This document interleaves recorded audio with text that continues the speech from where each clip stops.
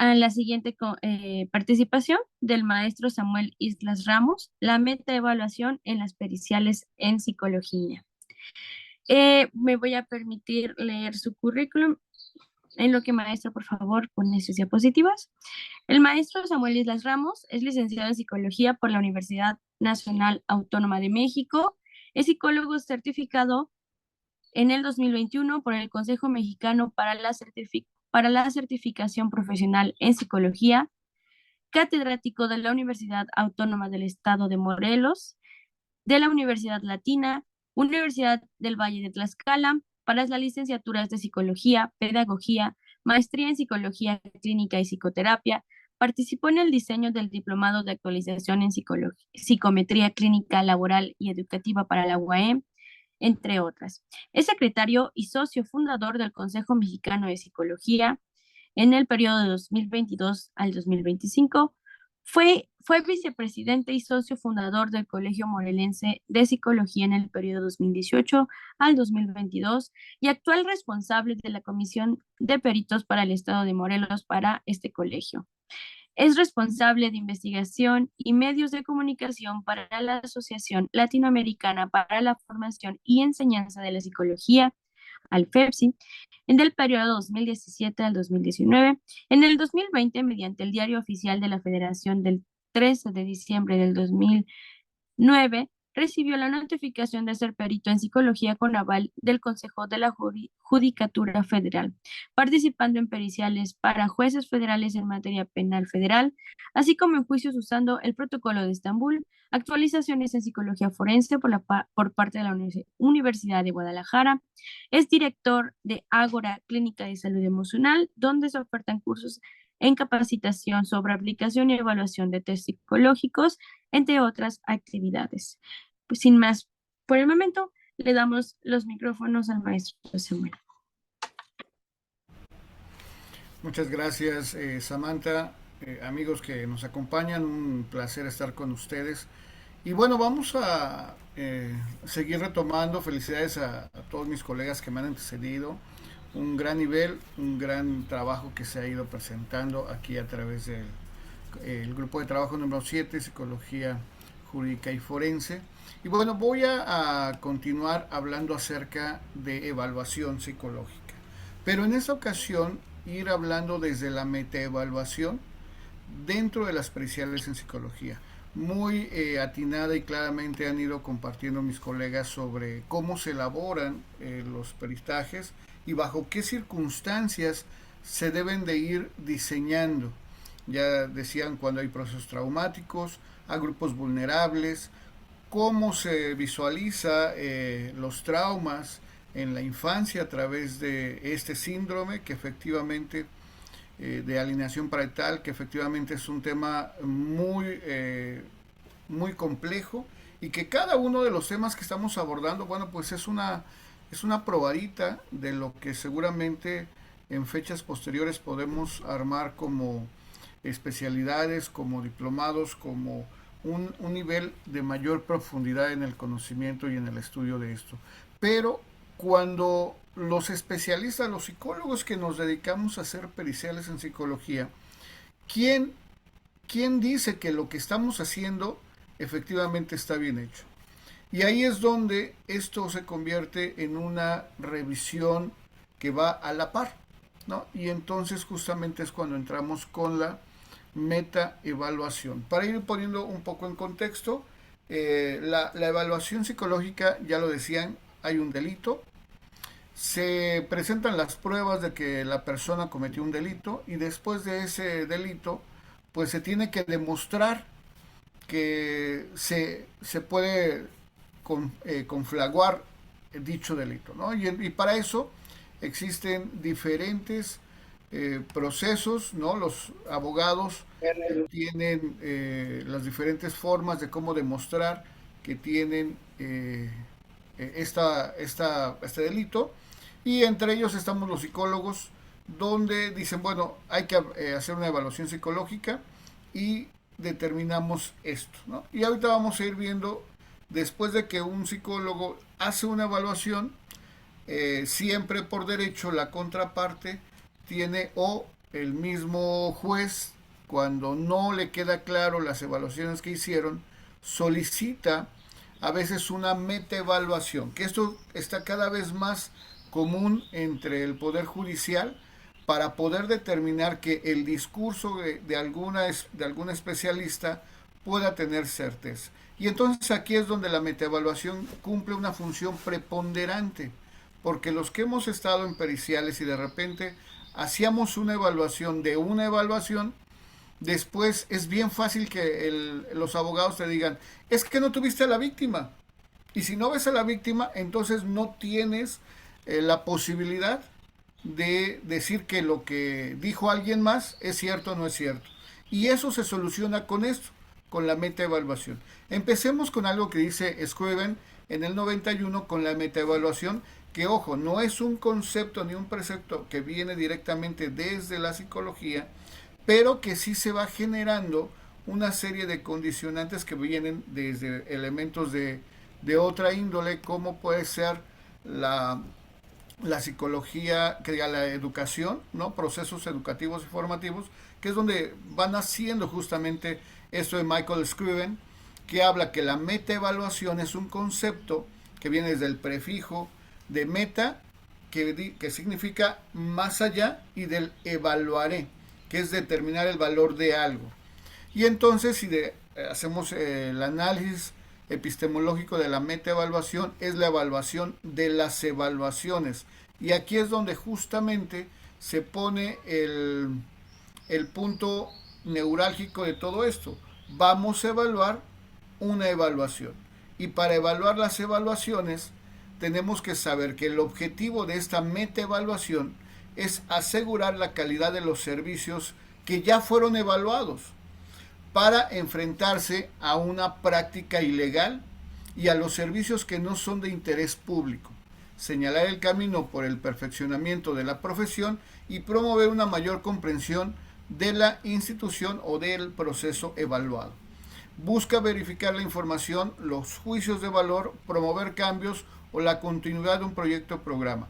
Esto significa que cuando alguien hace algo, debemos, aquí incluso nuestra compañera Arceli ha compartido ya los protocolos o dónde se pueden encontrar los protocolos, pero ¿qué pasa cuando una perito oficial, ¿no? Que trabaja para alguna fiscalía o para algún juzgador, resulta que hizo una mala práctica? Aquí hay que determinar si hay prácticas ilegales o prácticas que no forman parte del proceso, es decir, tuvieron errores. Y una práctica ilegal es cuando tratan a través de esta evaluación de distinguir o de desviar la atención. Porque dentro de un proceso pericial es muy importante que, ya lo dijo mi antecesor, la diferencia entre la psicología clínica y la psicología forense, pero cuando una persona viene y le aplicamos las pruebas, que más adelante vamos a ver cómo confabular una batería psicométrica, resulta que esas pruebas dicen una cosa y luego las conclusiones dicen otra. Yo aplico Minnesota o 16 factores de personalidad o escalas de Howard Gardner, en fin, una serie de pruebas que vamos a determinar, pero mis conclusiones no están vinculadas. Y eso es una mala práctica, es un procedimiento equivocado. O hay que determinar si eso, a pesar de que aplicaste pruebas, tus conclusiones dicen otra cosa completamente diferente. Entonces, puede que sea una práctica ilegal. Y la metaevaluación tiene justamente esa necesidad o ese objetivo de revisar que la práctica que haya hecho algún otro perito tenga la validez, la sensibilidad, la validez y la confiabilidad que se requiere para que puedan los demás los juzgadores determinar si efectivamente se cumplió con eso. Para que veamos viendo cómo la metaevaluación es muy interesante, y esos son conceptos nuevos que están empezando a ingresar al proceso de la psicología forense, porque incluso me ha tocado estar ya en los juicios orales y de repente te dicen, es que entonces, perito, usted no hizo una evaluación, entonces no puede ser viable lo que usted está haciendo. Y ojo, hay que responder que efectivamente sí hicimos una evaluación de la evaluación.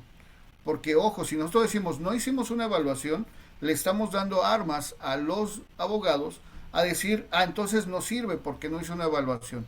Debemos tener muchísimo cuidado aquellos que querramos o que estamos participando directamente en juicios orales, porque las preguntas que nos hacen los abogados son para su propia teoría del caso, para su tesis del caso que tienen que demostrar. Entonces debemos de saber cómo responder. Nosotros hacemos una evaluación de la evaluación, es decir, una metaevaluación. Y es fundamental que pongamos todos esos antecedentes teóricos para darle certeza a las palabras que estamos diciendo.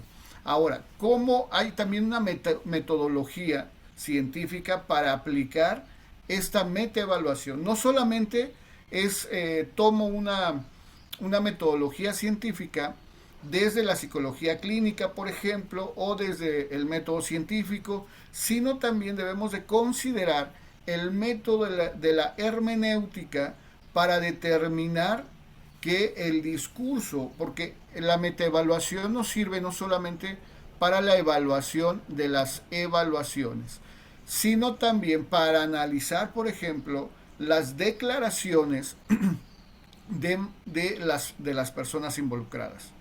Si son familiares, si son testigos, si son testigos oculares o testigos porque se enteraron o porque estuvieron de pasada, en fin, todo eso hay que analizarlo. Hay varios, incluso software científicos, que nos auxilian para determinar si la intencionalidad del discurso de la persona tiene una tendencia positiva o negativa.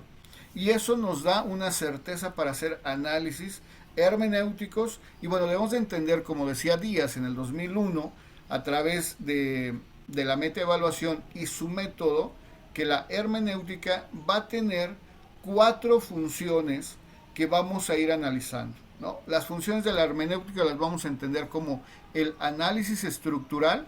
¿Qué significa esto? Que vamos a ver si la estructura de una evaluación psicológica cumple con las características necesarias, si no puso otra cosa, porque a veces me ha tocado de repente que dicen, en las conclusiones dije que utilicé 5 pruebas, pero al momento de analizar el informe solamente menciona 3. Pero esas 3 pruebas, cuando solicito todas las pruebas que están obligados a presentarnos a los especialistas, resulta que hay 6 o a veces nada más hay 2 pruebas. No me ha tocado de repente que dice que aplicó Macover, el hombre bajo la lluvia, el test del árbol, y resulta que cuando llego, y historia clínica, ¿no? Pero resulta que cuando llego no hay historia clínica, están las 3 pruebas que dicen, pero hay 2 pruebas más que en la evaluación no mencionan. Entonces eso es un análisis estructural mal elaborado. Ahora, primero es la estructura propiamente del informe. Después nos vamos a la interpretación. Vamos a ver si las pruebas en interpretación corresponden con el documento, con la prueba en físico, o salió tendenciosa. Es muy importante determinar que la aplicación de las pruebas tengan la certeza que dice dicho informe. Y eso tiene el sustento con las conclusiones. Por eso decía que las pruebas dicen una cosa y las conclusiones digan otra. No, deben ir como una estructura muy bien desarrollada. Y entonces la interpretación de las pruebas debe tener el sustento legal para las conclusiones de ello.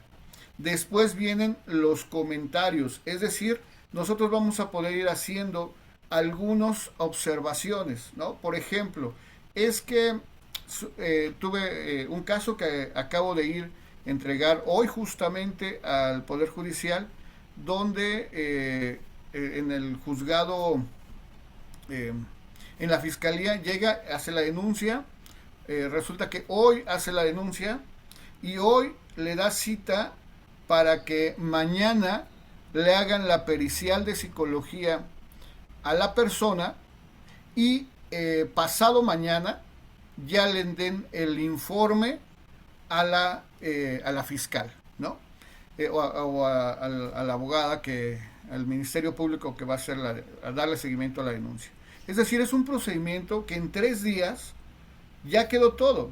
Si conocemos un poco los procesos que se van dando y los tiempos, entonces nos vamos a dar cuenta que eso es prácticamente imposible. Es muy difícil que suceda y esos son comentarios, son observaciones que vamos dando para poder ir analizando. Esos son comentarios y después viene la crítica. Ya que analizamos todo, vamos a hacer una crítica para decirles en dónde la estructura estuvo mal, en qué parte de la interpretación estuvo mal, en qué parte de los comentarios que nosotros fuimos analizando parte por parte y después hacer una conclusión de todo el informe. Esos 4 elementos son preponderantes para hacer una metaevaluación. Y ahí va a depender, como decía nuestra colega Araceli desde un principio, qué tipo de pericial nos encargaron. Si eres privado, si eres en el área de la fiscalía, si eres oficial, si eres parte, si eres asesor del Poder Judicial, como es mi caso, dependiendo ahí cómo estés fungiendo tu carácter de perito, ¿no? Bien, después de la metodología, tenemos que determinar en qué momento vamos a aplicar esos elementos de la metaevaluación.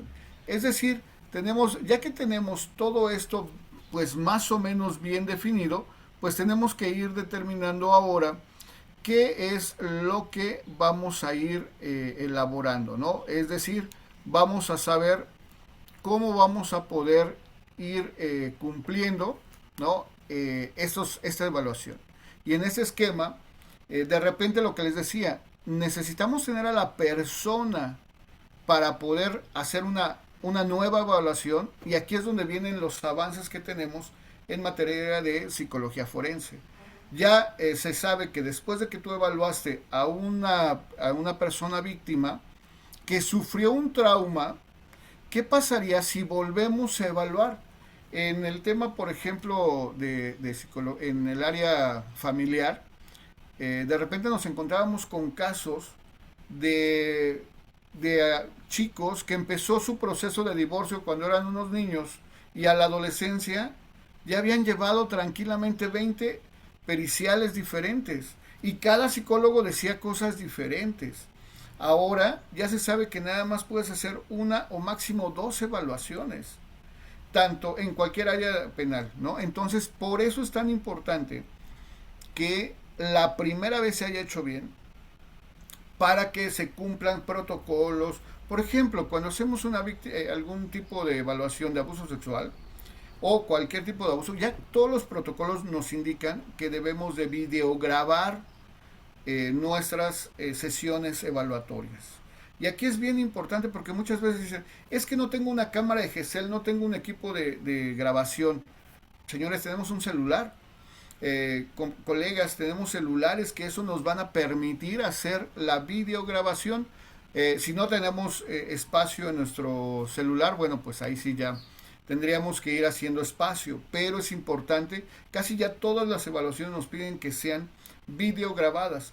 ¿Y eso para qué es? Para que después cuando nosotros como especialistas hagamos una evaluación de esa evaluación, no vamos a necesitar a la persona, necesitamos las pruebas, que son las pruebas psicológicas y las videograbaciones, para saber si en el discurso de los colegas no viene de algo tendencioso. ¿Verdad que te hizo esto tal persona? Porque entonces ahí ya viene la tendencia. Y hay que tener mucho cuidado. Recuerden que están siendo videograbados y que esa videograbación la tiene que ver otro especialista, porque también es bien cierto que no se le da a cualquiera. Hay cadena se me fue el concepto, cadena, se le da esta cadena de custodia, perdón, la cadena de custodia se le da solamente a otro especialista y no se le da en una memoria, no se le da, no se le manda por correo. Nosotros como especialistas tenemos que ir a donde está, por ejemplo, la computadora y ahí escuchar, analizar, revisar, tomar nota, en qué minuto, en qué situación, bajo qué contexto dijo, se preguntó, se analizó y ahí es donde se va dando precisamente esos comentarios. Por eso es que no necesitamos a las personas de forma presencial porque necesitamos que los hechos ya estén consumados, ¿no? Y bajo ese esquema hacer un análisis científico imparcial y sobre todo buscar la veracidad de los hechos. Recuerden que un perito en psicología, un perito es un asesor del juez. Nuestra función es pedirle a un juez o darle elementos científicos a los jueces para que ellos tomen la decisión. No es una decisión nuestra, no es lo que nosotros creamos, es lo que los hechos científicos nos van a ir determinando. Porque aquí viene la otra, bueno, ¿tú quién eres para decir que eso está bien o está mal? No, en realidad lo que tenemos que determinar y demostrar es bajo un esquema científico utilizando metodología, como lo hemos estado analizando en esta metaevaluación o en esta ponencia. Y bueno, se va a aplicar a las periciales psicológicas que ya se aplicaron. Por eso es que se va sobre hechos ya consumados, sobre situaciones en las que ya están determinadas todos los hechos al respecto. También se analizan los discursos de las declaraciones de las partes que, sí que así se ameriten, ¿no? Si hay un delito y hay la denuncia de la persona que sufrió el delito, pero donde se inició todo, ¿no? Quien fue a denunciar a alguien y llevó a sus familiares directos, a los que les constó, a las personas que estuvieron ocularmente viendo los hechos. Bueno, nosotros como especialistas tendremos que analizar todos los discursos y a partir de ahí determinar cuáles son los que nos sirven para demostrar, porque nosotros tenemos que alinearnos a la tesis del abogado, ¿no? Incluso cuando somos asesores de jueces y magistrados, tenemos que analizar cuál es la teoría del caso y nuestra metaevaluación es alinearnos a la tesis o a la teoría del caso de los abogados. Para eso determinamos cuántos hay y cuando nos pregunten por qué no seleccionaron nosotros, podemos demostrar que las declaraciones, si lo sometemos a algunos software, por ejemplo el LinguaKit, que es uno de los que llego a utilizar, es que no, al momento de determinar la veracidad nos dice que no hay ni bueno ni malo, ¿no? Simplemente ni hay positivo ni negativo, no dan certeza. Es decir, si no vamos a utilizar algunas declaraciones, también tenemos que demostrar por qué no las vamos a utilizar, ¿no? Entonces, hay muchas formas de cómo hacerlo.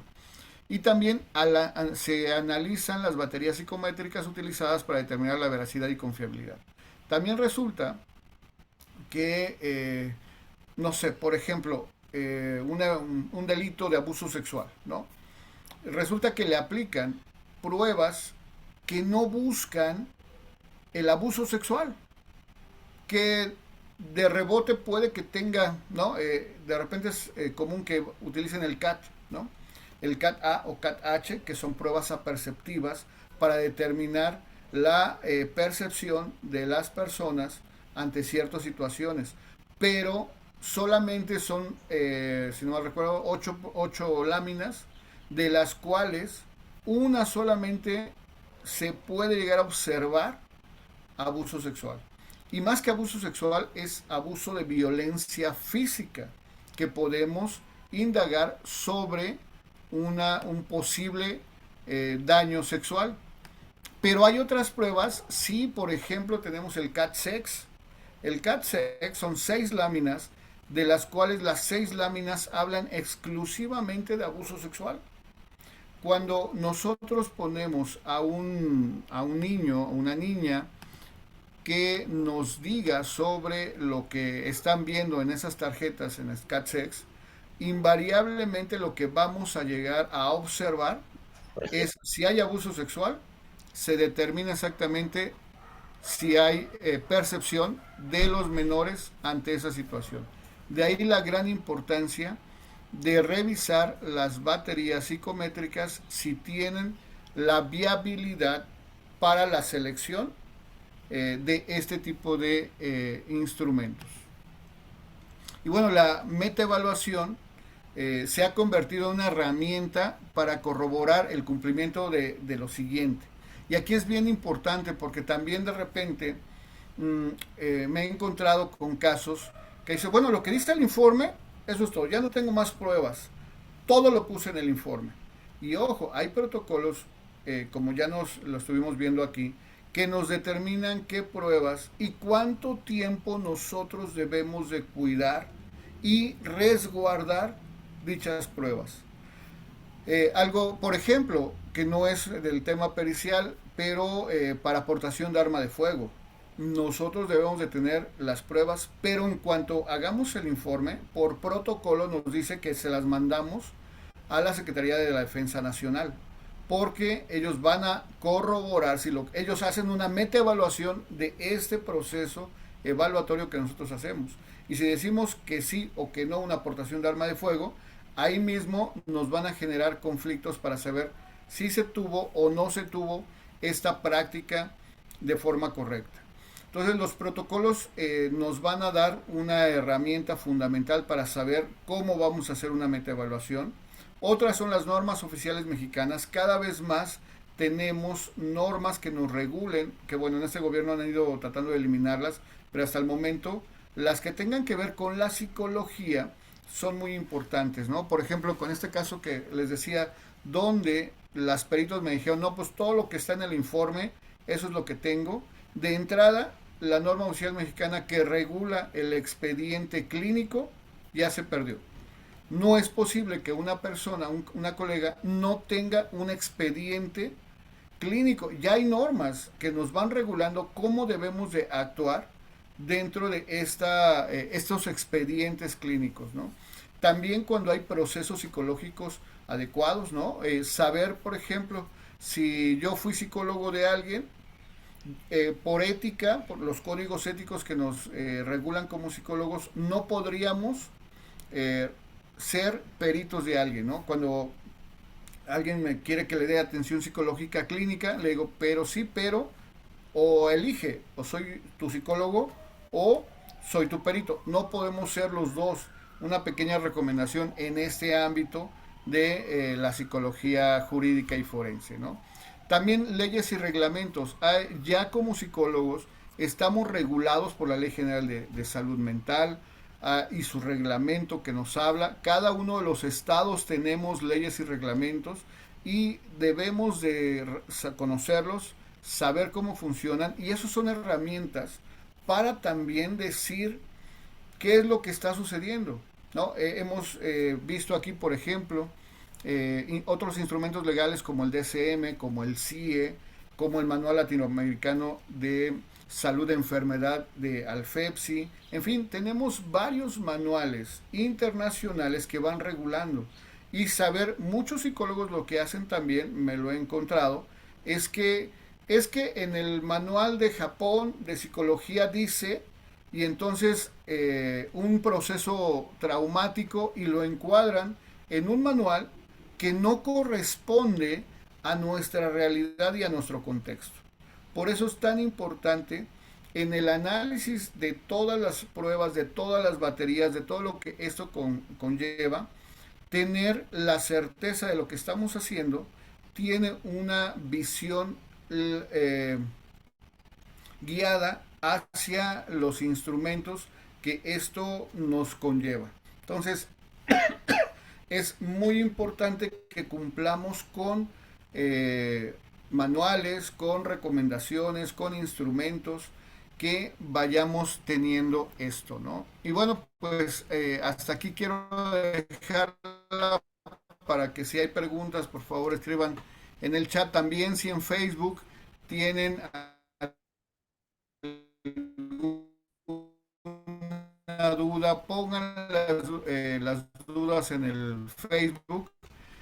Eh, Asociación Latinoamericana de la Formación en Psicología, al Colegio Morelense de Psicología, a la Federación Nacional de Asociaciones, Sociedades y Colegios de Psicólogos de México. Tenemos un programa de radio de la ciencia de la conciencia todos los miércoles de 9 a 10 de la noche. Bueno, de las universidades. Muchísimas gracias. Un honor y muy agradecido con el Consejo Mexicano de seguir avanzando con nuestro programa. Regreso cámaras y micrófonos, Samantha. Muchas gracias, maestro Samuel.